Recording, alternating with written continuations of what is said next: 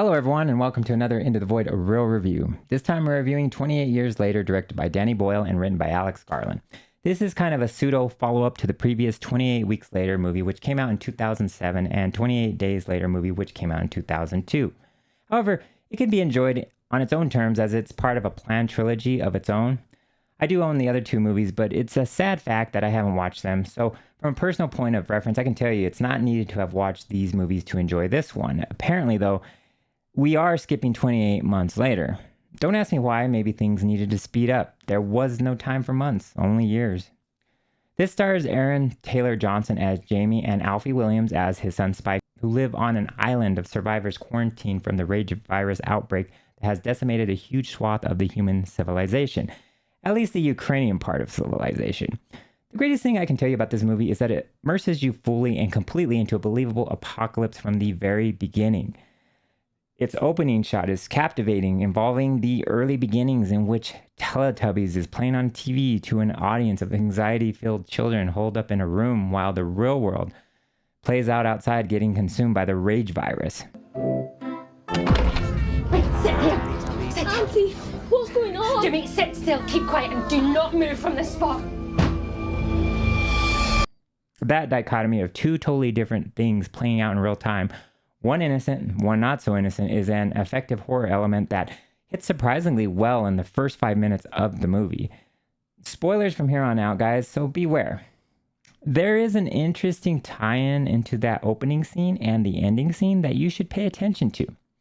This is mostly a road trip movie where characters have to traverse the wild unknown in which several different types of rage virus victims inhabit the unquarantined zone set apart from the island of survivors whose only way off is across a causeway that becomes crossable during low tide. I was surprised with the world building here, and I was intrigued to learn more of what made everything go to hell and what did that hell wrought on the people exposed to it. Jodie Comer as Isla, Spike's mother, plays a distraught, confused woman who clearly needs help. You find out during the course of the movie, a tight 1 hour and 55 minutes, what ails her, and the relationship between her and Spike is front and center here. Ironically, it doesn't center as much on Jamie, the father, which was surprising to me because from the trailer you feel that this is his story. 28 Years Later is a gory movie in many ways, not just from the action set pieces, but from a surprise birth that happens halfway through that is equal parts touching and horrifying. There are several spine-ripping scenes, more than in any Predator movie I've watched. Apparently, these infected, mainly the alpha variety, have that killing technique in common with these spacefaring hunter-killers. I say we put a Predator and an alpha infected together in a room and see what happens. There is also a lot of male frontal nudity on display here, so you've been warned.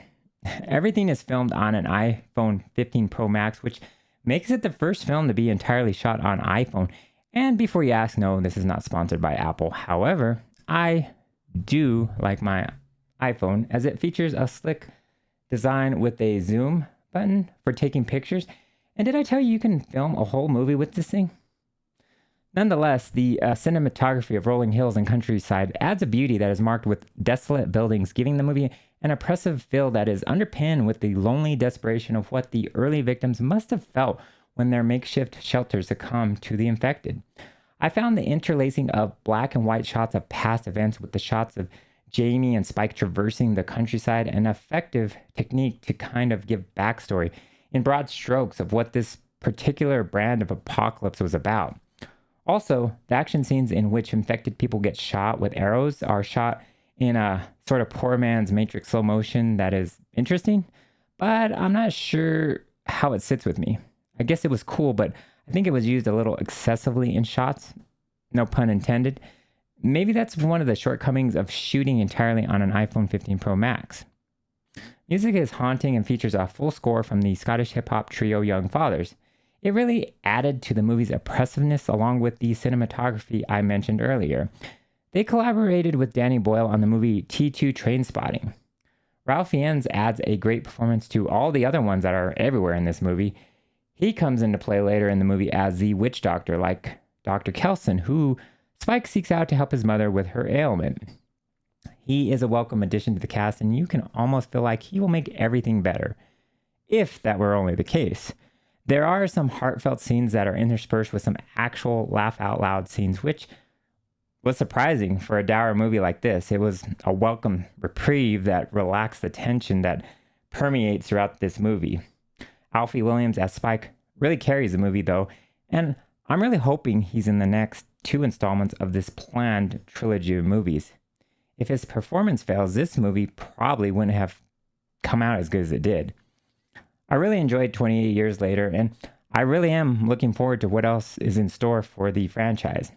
I'm giving 28 Years Later an 8 out of 10. What was your feeling on this movie? Is it one of the best zombie-like movies, or what would be your pick of best zombie movie, or in the case of this movie, infected movie? Let me know in the comments below. Like and subscribe and all that jazz. Thanks for watching, and I will see you the next time when we venture into the void.